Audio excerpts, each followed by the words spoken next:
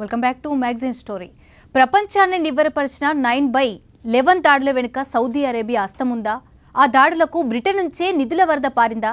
విషయం తెలిసి కూడా సౌదీ బ్రిటన్ హస్తంపై అమెరికా దర్యాప్తు జరపలేదా?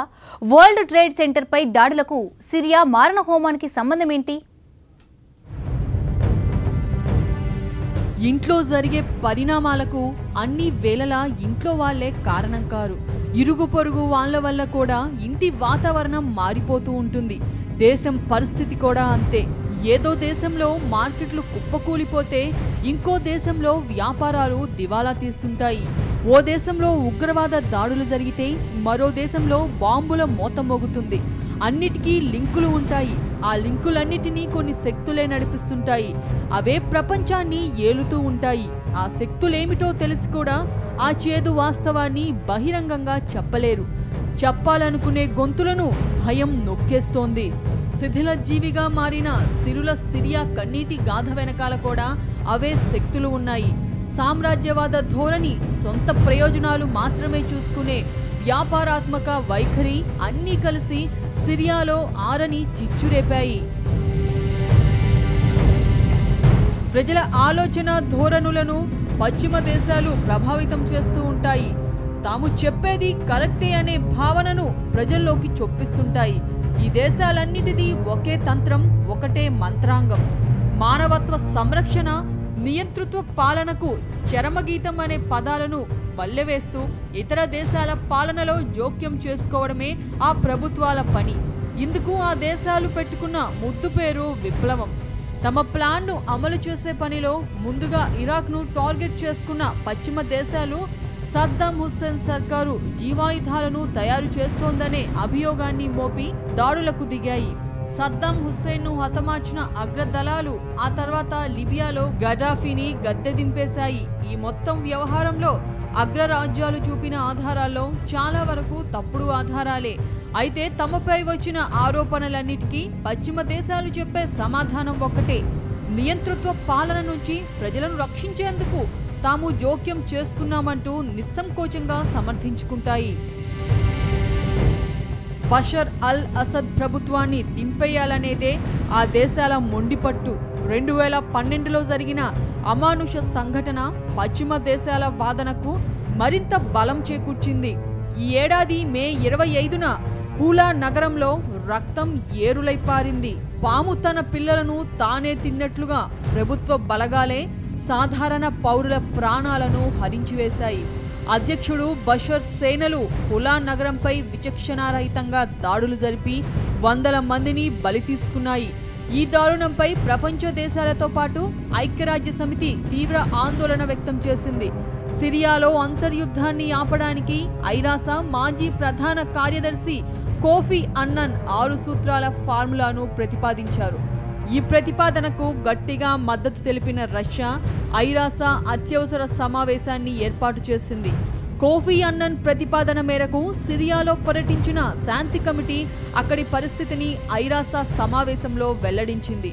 ఆ సమావేశంలో హూలా మారణ హోమానికి కారణమెవరనే అంశంపై ఎలాంటి నిర్ణయం తీసుకోకముందే ఫ్రాన్స్, జర్మనీ, బ్రిటన్, అమెరికా దేశాలు బషర్ అల్ అసద్నే దోషిగా తేల్చాయి.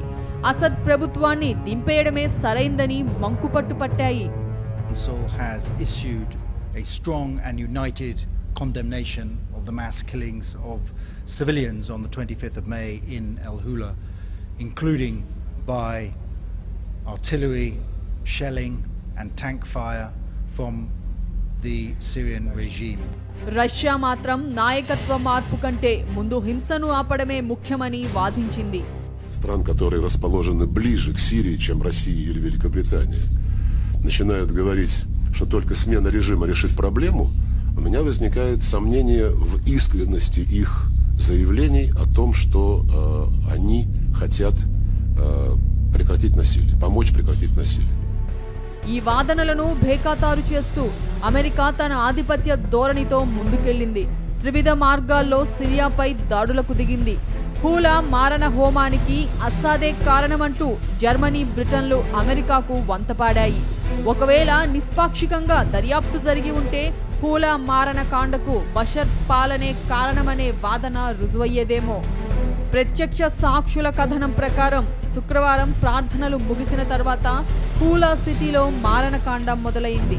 సున్నీ తిరుగుబాటుదారులు హూలా పరిసరాల్లో ఉన్న ఫ్రీ సిరియన్ ఆర్మీ చెక్ పోస్టులపై దాడి జరగడంతో మారణ హోమానికి బీజం పడింది. వాస్తవానికి హూలాలో 90% మంది సున్నీ వర్గీయులే కాగా ఆనాటి రక్తపాతంలో షియా అల్లావి వర్గాలకు చెందిన వారే ఎక్కువగా ప్రాణాలు కోల్పోయారు. ఆ వర్గాలపై అమానుష పద్ధతుల్లో దాడి చేసిన ప్రత్యర్థులు వారిని ముక్కలు ముక్కలుగా నరికి చంపారు.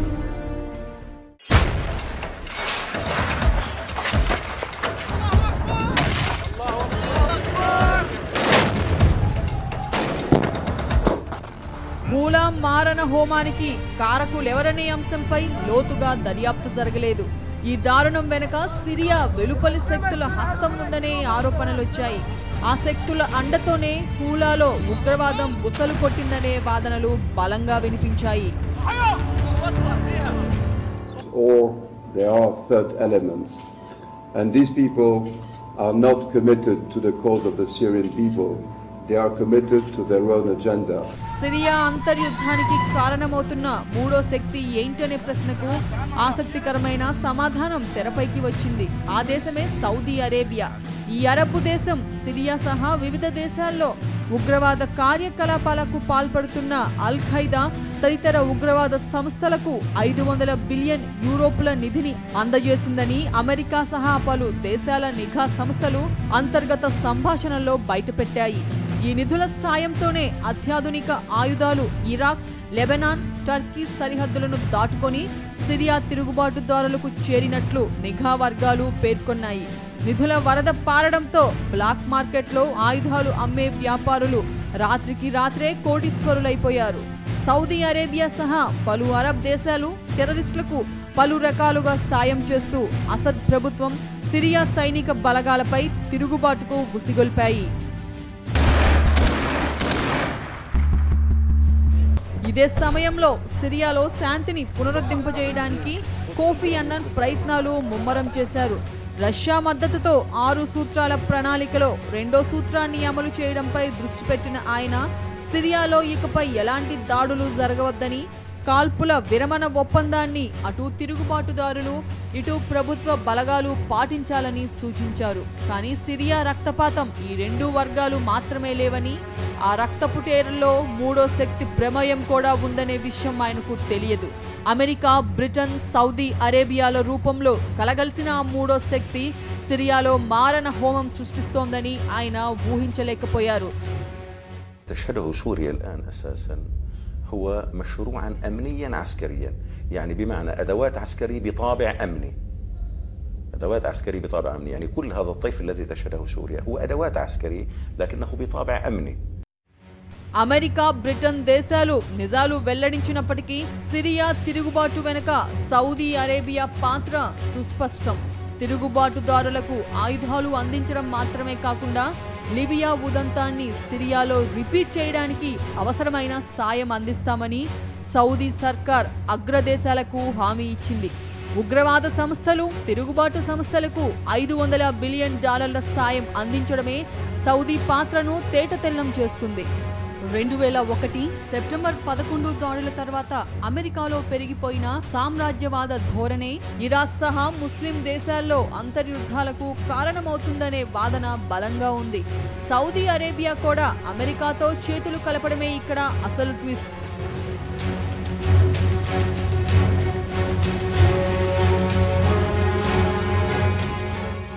తెర వెనక ఉండి సిరియాలో అంతర్యుద్ధాన్ని ఎగదోసిన సౌదీ అరేబియా ఇతర గల్ఫ్ దేశాలు టర్కీ సరిహద్దు వెంబడి శరణార్థి శిబిరాలను ఏర్పాటు చేశాయి. టర్కీ అధికారుల సాయంతో సౌదీ సైనిక దళాలు ఆ శిబిరాలను నడిపేవి. ఆ శిబిరాల్లో ఏం జరుగుతుందో ఎవరికీ తెలియదు. మానవ హక్కుల సంస్థలను ఆ శిబిరాల్లోకి రానివ్వలేదు. శరణార్థులను తాము అతిథులుగా భావిస్తామని, వారికి అంతర్జాతీయ శరణార్థి నిబంధనలు వర్తించవంటూ టర్కీ అధికారులు అడ్డగోలు వాదన చేశారు. చర్చల ద్వారా సిరియా సంక్షోభానికి పరిష్కారం లభిస్తుందనే వాదనను సౌదీ సర్కార్ పట్టించుకోలేదు. పైగా శాంతి స్థాపన యత్నాలను విఫలం చేస్తూ రక్తపుటేర్లు పొంగి పొర్లడానికి పరోక్షంగా సాయపడింది. ఇందులో భాగంగా 2012 మార్చి 12న సౌదీ అధికారులు సిరియా పరిస్థితులను సమీక్షించారు. సిరియా ప్రభుత్వ బలగాలతో పోలిస్తే తిరుగుబాటుదారులు బలహీనంగా ఉన్నారని గ్రహించిన సౌదీ పాలకులు తిరుగుబాటుదారులకు అత్యాధునిక ఆయుధాలు అందేలా చేశారు. జోర్డాన్ ద్వారానే ఆ ఆయుధాలు తిరుగుబాటుదారులకు చేరడం గమనార్హం. జోర్డాన్ రాజుతో సౌదీ రాజు జరిపిన చర్చల ఫలితంగానే ఈ పరిణామం చోటు చేసుకుందన్నది సుస్పష్టం.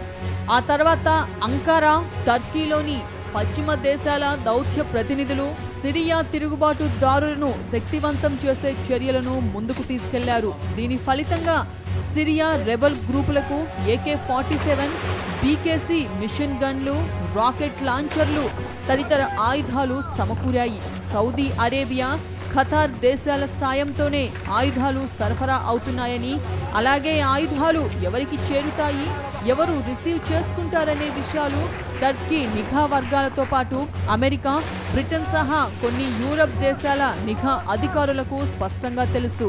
పైగా సిరియా రెబల్ గ్రూపులకు ఆయుధాలు సరఫరా చేయడాన్ని సౌదీ యువరాజు బహిరంగంగానే సమర్థించుకోవడం గమనార్హం. نعم مع فكرة تسليح المعارضة التي تقاتل من أجل حريتها وحياتها. సిరియా తిరుగుబాటుదారులకు ఆయుధాలు సరఫరా చేయడాన్ని బహిరంగంగా సమర్థించుకున్న సౌదీ అరేబియా అందుకు అవసరమైన నిధులను సమీకరించడంపై దృష్టి సారించింది. ఇందులో భాగంగా మిత్ర రాజ్యాలతో సమావేశం ఏర్పాటు చేసిన సౌదీ సర్కారు సిరియా రెబల్ గ్రూపుల కోసం $300 మిలియన్ నిధిని సమకూర్చాలని నిర్ణయించింది. సిరియాలో తిరుగుబాటుకు అవసరమైన అన్ని రకాల సాయం అందించాలని తీర్మానించింది. ఈ క్రమంలో 2012 మార్చి మొదటి వారంలో 700 మంది సాయుధాలను సిరియా సైన్యం అదుపులోకి తీసుకుంది. అరెస్టైన వారిలో లెబనాన్, టర్కీ, జోర్డాన్ సహా పలు దేశాల వ్యక్తులు ఉండటమే కాకుండా వారి దగ్గరున్న ఆయుధాలు యూరప్, ఇజ్రాయిల్ దేశాల్లో తయారైనవి కావడం గమనార్హం. ఈ వ్యవహారాలన్నీ అమెరికా, బ్రిటన్ ప్రభుత్వాలకు తెలిసినా అవి ఏమీ తెలియనట్లే ఉండిపోయాయి. సౌదీ ప్రణాళిక మొత్తం తెలిసినా అగ్రదేశాలు కావాలనే పట్టించుకోలేదు. సిరియా విషయంలో సౌదీ సంగతి తెలిసిన అమెరికా ఎందుకు పట్టించుకోలేదు?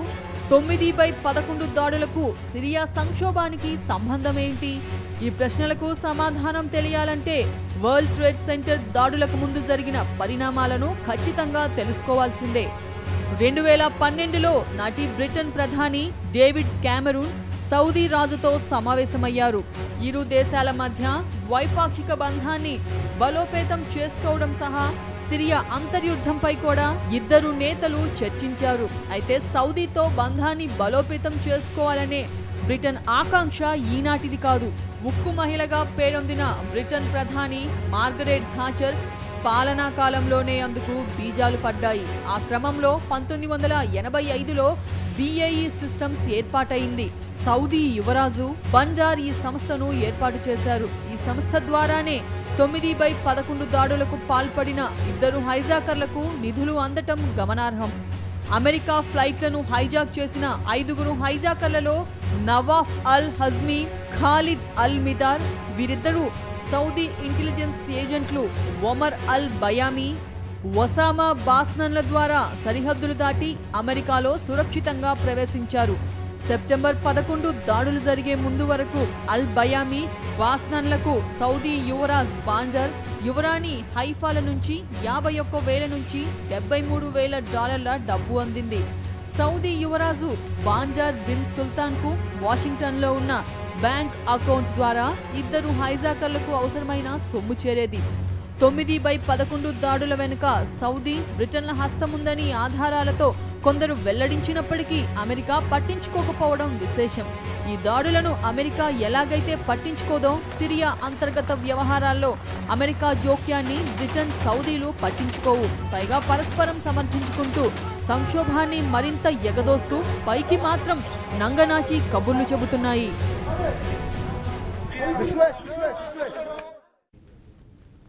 అమెరికా ఎప్పుడో దిగేసింది, ఇప్పుడు రష్యా కూడా కత్తి దూసింది. కొన్ని నెలల క్రితం వరకు కూడా చర్చలతోనే సిరియాలో శాంతిని పునరుద్ధరించడం సాధ్యమని పదే పదే పేర్కొన్న రష్యా ఇటీవలి కాలంలో మాట మార్చింది. అమెరికాను నిలువరించడమే లక్ష్యంగా తన బలగాలతో సిరియాలో దిగిపోయింది. ఓవైపు తిరుగుబాటుదారులకు అమెరికా బృందం అండగా నిలుస్తుంటే మరోవైపు ప్రభుత్వ బలగాలకు రష్యా వత్తాసు పలుకుతుంది. తిరుగుబాటుదారులను ఏరివేయడమే లక్ష్యంగా వైమానానికి దాడులకు రష్యా తెరలేపింది. దీనిపై ప్రభుత్వ మద్దతుదారులు హర్షం వ్యక్తం చేయగా సహజంగానే ఈ పరిణామం రెబల్స్ కు మంట పుట్టించింది. సిరియా అంతర్గత వ్యవహారాల్లో రష్యా జోక్యం చేసుకోవడాన్ని వ్యతిరేకిస్తూ రాజధాని డమాస్కస్లోని రష్యా రాయబార కార్యాలయంపై రాకెట్ దాడులు చేశారు.